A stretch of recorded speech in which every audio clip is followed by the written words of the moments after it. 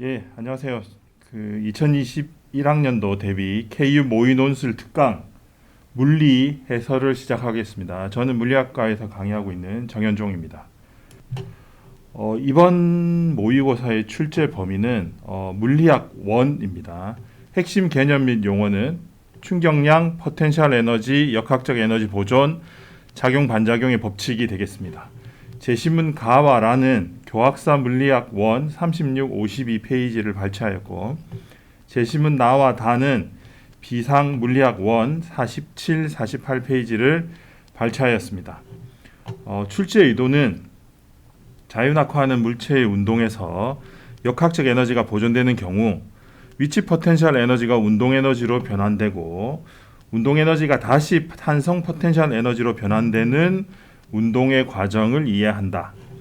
또한 충격량은 운동량의 변화량이며 힘 시간 그래프에서 아래 면적이 충격량임을 이해한다.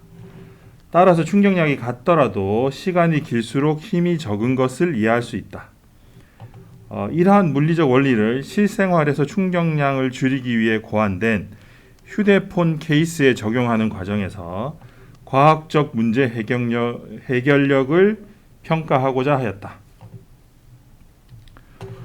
먼저 제시문을 한번 보겠습니다. 운동량의 변화량이 같으면 충격량이 같다. 그런데 충격량이 같더라도 충돌 시간에 따라 힘의 차이가 있다. 힘 시간 그래프에서 충격량이 같더라도 시간이 길수록 충격력의 크기가 작은 것을 알 수 있다. 같은 높이에서 이불 위에 떨어지는 달걀이나 시멘트 바닥에 떨어지는 달걀은 모두 운동량의 변화량이 같아서, 여기 잠깐 설명을 드리면 모두 특정한 높이에서 떨어지면 같은 속도로 바닥에 닿겠죠, 그죠? 그리고 충돌 후에는 속도가 0이 되니까 충돌 시점에 운동량이 충격량이 되는 거죠, 그죠? 이후에 충격량이 0이 되니까, 이처럼 운동량이 같아서, 운동량의 변화량이 같아서 충격량은 같지만 충돌 시간이 이불 위에서 더 길므로 이불 위로 떨어진 달걀에는 충격력의 크기가 작게 작용하여 달걀이 깨지지 않는다. 운동 에너지와 포텐셜 에너지를 합한 것을 역학적 에너지라고 한다. 물체가 중력이나 탄성력을 받아서 운동할 때 포텐셜 에너지와 운동 에너지는 서로 전환되지만 그 합인 역학적 에너지는 항상 일정하게 보존되는 것을 역학적 에너지 보존 법칙이라고 한다. 중력 가속도가 g인 공간에서 질량이 m인 여기 이제 m이 누락됐습니다. m인 물체가 지표면으로부터 높이 h인 곳에 있을 때 포텐셜 에너지는 mgh이다. 또한 용수철을 일정한 길이만큼 느리기 위해 용수철에 작용해야 하는 힘의 크기는 탄성력의 크기와 같다. 즉 용수철 상수가 k인 용수철의 늘어난 길이가 x일 때 물체를 잡아당기는 힘의 크기는 kx이다. 따라서 평행 상태로부터 x만큼 느리는 동안 힘이 한 1 또는 이때 용수철에 저장되는 탄성 에너지는 다음과 같다. 이 탄성 포텐셜 에너지는 2분의 1 kx 제곱. 마지막 제시문은 물체 A가 물체 B의 힘 FAB, 여기 A가 B에 작용하는 겁니다.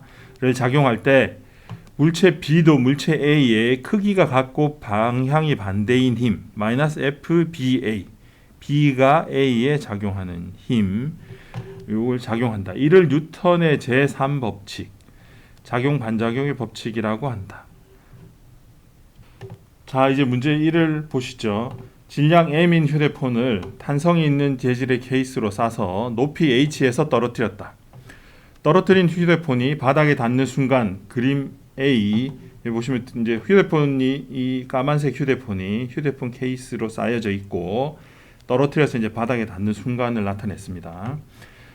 순간을 그림 B처럼 무게추와 스프링, 여기 단순화했습니다. 우리가 물리 문제를 풀기 위해서. 이 스프링은 용수철 상수가 K인 용수철로 단순화하였다. 역학적 에너지가 보존된다고 할 때 용수철이 최대로 압축되는 길이 델타 X, 여기서 이제 휴대폰이 떨어졌으니까 휴대폰이 아마도 이 용수철을 누르겠죠, 그죠? 그리고 최대로 압축된 이 순간 요 길이 차이가 델타 X입니다. 이때 휴대폰이 받는 알짜 힘 F를 구하시오. 단 그림 B에서 용수철의 길이. 현재 이 길이는 용수철을 그냥 가만히 올려두면 용수철의 그 질량 때문에 또는 이제 힘이니까 무게 때문에 이 용수철을 누르겠죠. 휴대폰의 무게 때문에 용수철을 누릅니다. 그러면 이렇게 눌러지는 것 때문에 용수철이 일부 줄어들겠죠, 그죠? 이 길이는 현재 그렇게 해서 줄어든 길이를 다 반영하고 있습니다. 그게 이제 이렇게 표현되어 있습니다. 휴대폰을 가만히 올려두었을 때의 길이이다.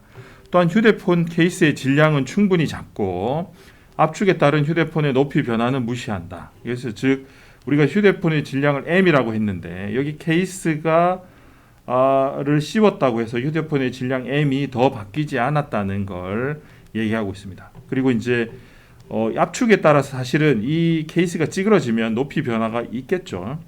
근데 그것도 우리가 무시하기로 합니다. 여기서 이제 잠깐 왜 이런 것들이 실제로 있는데 무시하냐 이렇게 이제 생각이 드실 수도 있는데 예를 들면 이런 겁니다. 우리가 휴대폰을 그냥 키 높이 또는 키 주머니에서 떨어뜨린다고 치면 대략 1m에서 뭐 한 1.8m 휴대폰을 머리 위에서 두고 있진 않으니까 대체로는 한 2, 3m 정도에서 떨어뜨린다고 생각을 해보죠. 그리고 휴대폰이 이 케이스가 찌그러지는 정도가 예를 들어서 1mm라고 생각해 봅시다. 그러면 실제로 이제 높이의 변화가 휴대폰 케이스 찌그러지는 걸 반영한 것과 반영하지 않은 것은 1m에서 1mm를 반영하는 거하고 반영하지 않는 것 대략 이렇게 되죠, 그죠? 그 말은 1000분의 1 변화를 넣느냐 안 넣느냐의 차이니까 사실은 계산만 복잡할 뿐 이게 의미 있는 결과로 유도되지 않습니다. 역시 마찬가지로 휴대폰의 질량이 예를 들어서 대략 한 300g에서 500g 정도라고 하고 그랬을 때 이 케이스가 무게 한 1%에서 5%면 좀 많긴 하지만 그래서 이제 그거의 변화가 크지 않다 이렇게 이제 가정을 했습니다. 자, 이제 문제 해설. 여기 이 문제는 교과서에 수록된 역학적 에너지 보존 법칙을 이해하고 실제 사례에 적용할 수 있는지 확인하고자 하는 문제입니다. 휴대폰을 떨어뜨리기 전에 위치 포텐셜 에너지가 충돌 순간에 휴대폰의 운동 에너지로 변환되고 또 충돌을 한 이후에는 케이스가 찌그러지면서 이 탄성 에너지로 변환됩니다. 따라서 문제에서 최대로 압축되었을 때 케이스의 탄성 포텐셜 에너지는 최초의 위치 포텐셜 에너지와 동일하죠. 이 과정에서 최대로 수축된 길이를 구할 수 있고 이때 탄성력을 구할 수가 있습니다. 이제 예시 답안을 한번 봅시다. 이제 예시 답안으로는 질량이 M인 휴대폰이 높이 H에서 떨어졌죠. 바닥하고 충돌할 때 역학적 에너지가 보존된다면 위치 에너지가 모두 탄성 에너지로 변환되므로 mgh는 2분의 1 k 델타 x의 제곱이 됩니다. 최대로 압축되는 길이 델타 x는 여기서 2분의 k를 반대편으로 넘기면 k분의 2가 되고 델타 x의 제곱이니까 루트 k분의 2mgh가 되죠. 이때 뉴턴의 제3법칙에 의해서 휴대폰에 작용하는 힘의 크기는 휴대폰이 용수철에 작용하는 힘의 크기와 같죠. 따라서 휴대폰이 용수철에 작용하는 힘의 크기는 이 중에서 중력을 제외한 알짜 힘의 크기는 K 델타 X가 되고 2mghk가 됩니다. 이 두 값을 구하면 이 1번 문제를 바르게 푼 것이 됩니다. 자, 문제 2번. 이제 문제 1에서 케이스가 두 가지가 있습니다. 케이스 1과 케이스 2가 있어요. 동일한 휴대폰을 넣고 동일한 높이에서 떨어뜨렸을 때 바닥과 충돌한 순간부터 휴대폰에 가해지는 힘을 측정하였더니 오른쪽 그림과 같은 결과를 얻었다. 여기는 아주 이제 사실 물리적으로 이렇게 아주 샤프하게 꺾이는 형태로 드러나진 않습니다. 좀 더 이제 둥글둥글한 형태로 드러나죠. 이제 문제를 단순화하는 과정에서 이렇게 삼각형으로 되어 있는 형태로 주어져 있습니다. 그림에서 F는 최대 충격력이고 T는 충돌 시간, 그리고 아래 첨자 1과 2는 각각 케이스 1과 케이스 2를 나타냅니다. 예를 들면 케이스 1은 F1의 최대 충격력을 가지고 충돌 순간부터 힘이 쭉 증가했다가 여기서는 더 이상 힘이 증가하지 않고 힘이 다시 줄어들어서 T1 시간 동안 충돌이 일어납니다. F2는 케이스 2는 F2의 최대 충격력을 가지고 다시 힘이 줄어들어서 T2의 시간 동안 충돌이 일어납니다. 만약 한 케이스의 용수철 상수가 다른 케이스의 2배라고 하면 1, 2 중 어느 케이스의 용수철 상수가 더 큰지 쓰고 그 이유를 간단히 설명하시오. 그리고 F1과 F2, T1, 여기 스몰 T1, 스몰 T2입니다. 2를 정량적으로 비교하시오. 여기 T1 이제 문제를 출제할 때 여기 이제 스몰 t가 시간이고 대문자 t는 장력에 가깝다고 해서 수정하는 과정에서 여기 이제 요 t가 누락이 됐네요. 이게 소문자 t입니다. 소문자 t1, t2를 비교하시오.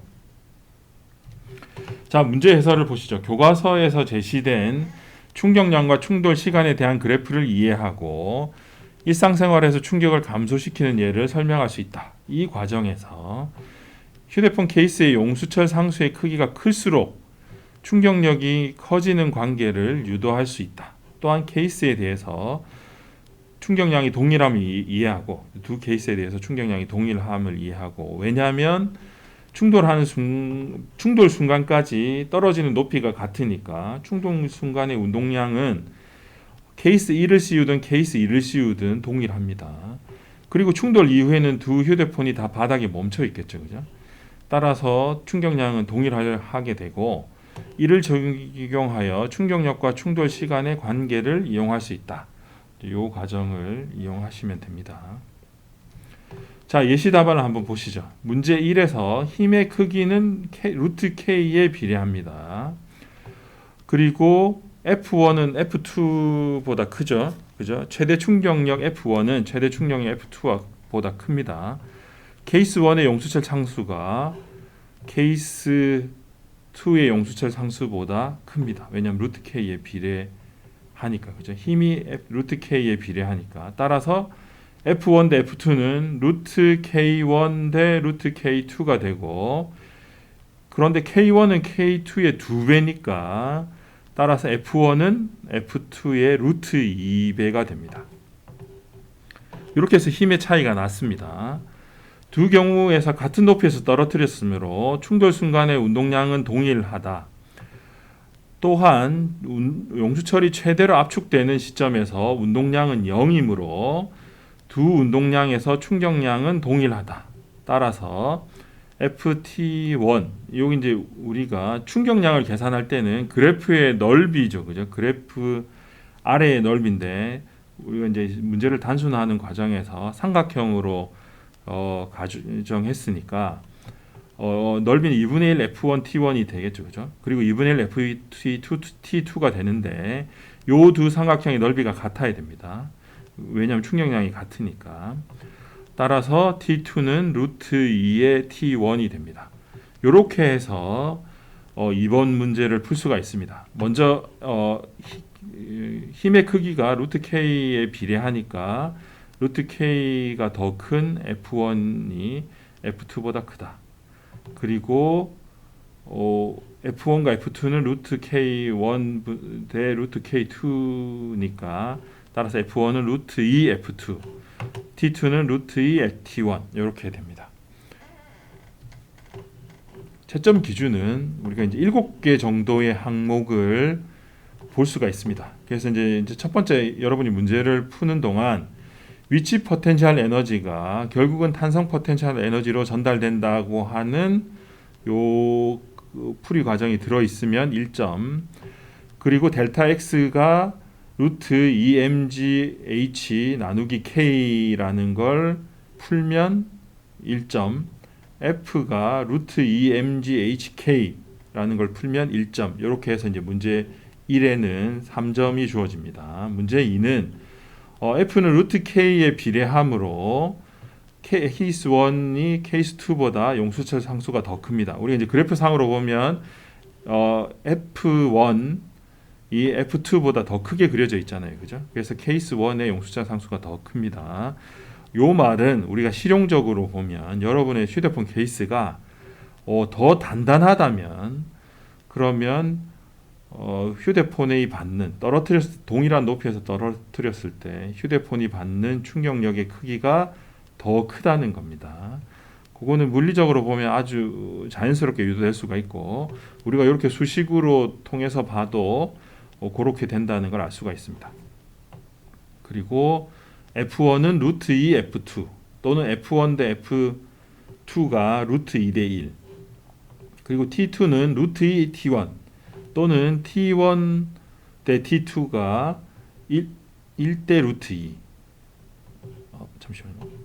T1 대 T2가 그죠. 1대 루트 2가 되면 어쨌든 요 식을 만족하는 여러 가지 다양한 표현들에 대해서는 다 1점을 부여할 수 있습니다. 그리고 마지막으로 이 모든 설명 과정이 논리적인 경우에 1점을 부여해서 이렇게 7개 항목이 있고 그 중에서 이제 다 맞은 것부터 해서 이제 안타깝게 다 틀린 경우에 이렇게 A부터 F까지 부여하고 있습니다. 이렇게 해서 그 문제 풀이는 마치고 제가 한 가지만 더 이 문제에 관련돼서 코멘트를 말씀을 드리고 싶은 거는 우리가 이제 문제 1에서 보면 델타 X를 구하라고 하고 힘을 구하라고 했습니다. 그죠? 그런 다음에 이제 문제 2에서 이 그래프를 보고 어느 케이스가 더 단단한 케이스인지 찾는 과정을 지금 물어보고 있습니다. 근데 요거는 이제 우리가 모의고사에서 좀 이제 친절하게 문제를 낸 경우고 만약에 실제로 시험이라고 하고 난이도를 조금 더 높인다면 여기 이제 문제 1에서 힘을 구하는 부분을 뺄 수도 있을 것 같아요. 델타 X만 구하고 그리고 바로 충격력 그래프에서 뭐 휴대폰 그 케이스의 용수철 상수를 구하는 형식으로 가더라도 우리가 항상 이 힘을 거쳐서 문제를 풀어야 된다는 걸 알아두시면 그러면 조금 더 이렇게 난이도가 높더라도 지금 보여드린 순서대로 문제를 풀 수 있을 것 같습니다. 자, 이렇게 해서 그 모의 논술 물리 해설을 마치도록 하겠습니다. 고생 많으셨습니다.